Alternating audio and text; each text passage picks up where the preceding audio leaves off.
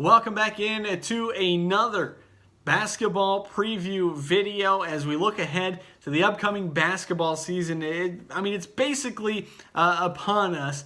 And today we're looking at Don Bosco, and it's time for the boys video. The girls video did go up just prior to this one. You can find it on my Twitter at Taylor from Kway. That's Taylor from Kway.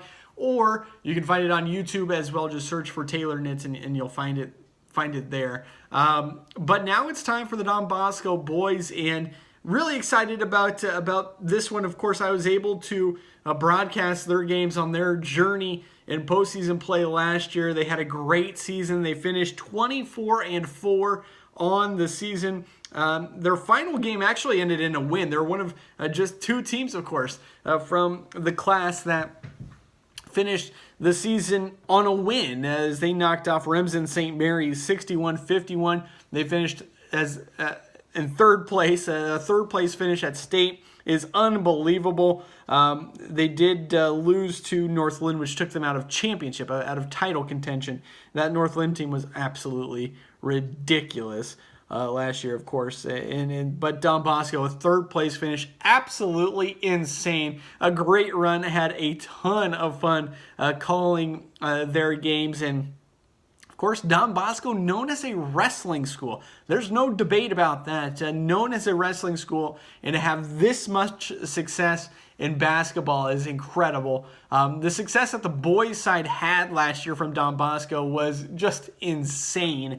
And of course, here on the basketball side of things, for the boys, they're going to be looking to do something similar again this year. And just to sort of finish out what they were able to do last year, they averaged 66 points per game last year. They had way more assists than turnovers, 541 to 334. That's great. That is ideal. That is a great ratio. They pulled down 31.3 rebounds per game last year.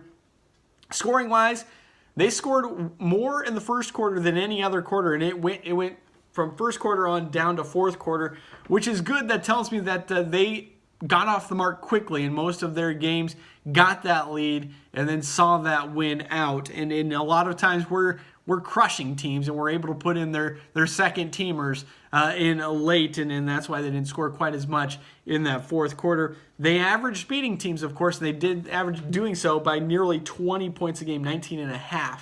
In fact, it was the final marker. That Don Bosco team last year was unbelievable, really, really good. Now, they do lose three key seniors off of that squad from last year.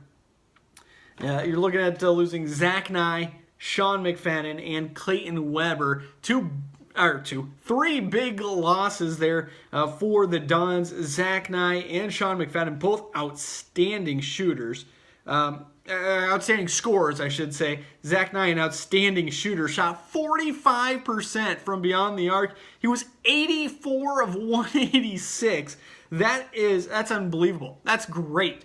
That's phenomenal. Sean McFadden, who, by the way, could shoot it from outside, only hit 5 3-pointers, but he wasn't incapable of shooting from beyond the arc. But he was a big-time scorer as well. Nice averaged nearly 15 points a game, and McFadden was just over 14 points a game. So, that's 29 points that you'll have to replace this year. And Clayton Weber, while he wasn't nearly the scorer that those other two were, he was a big body underneath that could rebound and it could set screens and could do a number of other things, just provided not depth and size inside. He averaged 6 points a game, so he wasn't, he could score it a little bit as well. That's three big players that they're going to have to replace, and that's kind of the big question. That's my one big question, really, for this Don Bosco team. How do you replace players like that? Nye and McFadden, both 1,000-point scorers. In fact, they nearly did it in the same exact game last year. So, yeah, that's kind of my one big question for this Don Bosco team. And with that being said, let's take a look at the players that they do have coming back, because they do have some very key players coming back, most notably in the backcourt. Jack Kelly, Zack Huff, they're going to make up certainly one of the best backcourts in the area. Perhaps you could even make the argument that it's the best backcourt in the area. Kelly will be a senior. He's off to Morningside, I believe, after his high school career is done. Really, he's so smooth. Really like watching Jack Kelly go to work. He's an excellent player. He's smooth. I mean, he can score. He can dish it out. He's the leading scorer coming back this year. 14.5 points a game is what he averaged last year. Really like him.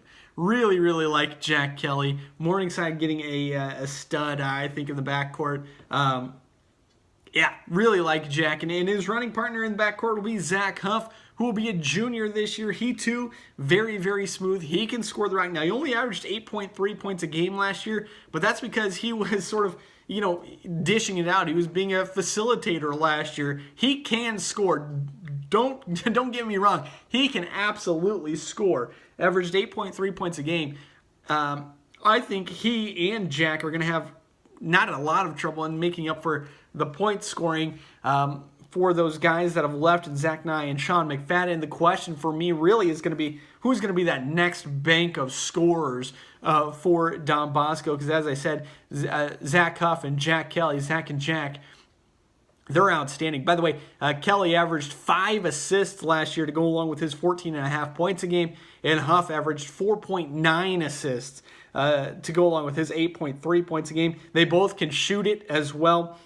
Jack shot 37% from beyond the arc. He shot nearly 50% from the field. Zack Huff was only at 27% from beyond the arc. I'm telling you, he's a much better shooter than that percentage tells you. He can shoot the rock. He can, no doubt, shoot the rock, and I think his numbers will look better this year. After those guys, though, moving past those guys for just a moment, a couple of guys that played sort of down in the low post, Kendall Becker and Cale Tenold. That's a solid next group, and those would be the next, the two that I think, those two along with Zach and Jack, I think probably will be 4 of the starting 5. Kendall Becker, of course, an outstanding athlete. Really good athlete. He's not the biggest. But I think both he and Cale Tenold probably in the 6'2", 6'3" range. And I think that's good at this level, at this class. I think that's probably good enough. They're going to run into some teams, though, that will be bigger than them, and it'll be very interesting to see how they deal with that size, and knowing that Sean McFadden and Clayton Weber have now moved along, and they were sort of the two that provided the size inside. And so it'll be interesting to see how Becker and Tenold will handle a team that's got a little bit more size. But, those 4, Huff, Kelly, Becker, and Tenold, are really extremely capable players that you're likely going to start with. Now, that 5th starter, is it Lewis Havel? It very well could be. He's a junior this year. He is a very good athlete as well. Didn't score much last year, and I don't think that he necessarily would score a lot this year, or he's going to score a lot this year either.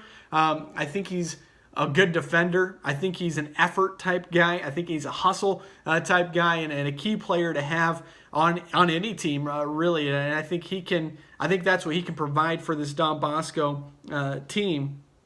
You've also got a couple other players that may make some noise as well as far as getting into that lineup. Michael Allen is one. I think he's a good athlete. We'll see if he's a guy that maybe gets a chance out there and what he can bring. He'd be another guard, another ball handler. I think you could throw him in and go with a 3-guard type lineup. Him, Jack, and Zack Huff are 3 really good ball handlers. Those 3 along with Becker and Tenold then down in the low post, or however they want to run it. They're probably not going to both be in the low post. Rarely these days do you see 2 low post players playing at the same time. Just not necessarily how basketball is done anymore. Rebounding, though, is a little bit of a question. Again, I talked about it a little bit. Weber and McFadden, they were the 2 leading rebounders last year. They move along. That's 11 rebounds per game that you're going to have to make up for. I think Becker and Tenold can rebound enough I think Lewis Havel can give you some rebounding as well. And those guards are pretty good rebounding guards as well. If you need them to, they can go get a rebound. I don't see a whole lot of holes in this Don Bosco team, if I'm being honest with you. The question, again, as I've mentioned throughout, is just how do you make up for those three that have moved on? Because they're three really, really good players. So I guess my question would be, are they going to be at that same level? Can they be at that same level, let alone take a step forward? Now, there's not much of a step to take forward. Remember, they finished third last year at state. And so I guess my question is, can they still be at that level? Are they still that level of team? Or can they take a step up, or do they drop back just slightly? I don't think they're going to take a deep drop at all. I don't think they'll take a deep step down, and not by a long shot. I think this is still an outstanding team that I'm extremely excited to call their games again from time to time. You'll hear them on the K-Way airwaves. Stay tuned to K-Way, and we'll tell you exactly when we're doing these Don Bosco games. But as far as a rating goes, again, a 1 would be a state title contender, a 2 would be a state tournament contender, a 3 is a team that I think is just looking to win more games to lose and maybe make a run in postseason play if they're lucky. 4 is a team that's rebuilding.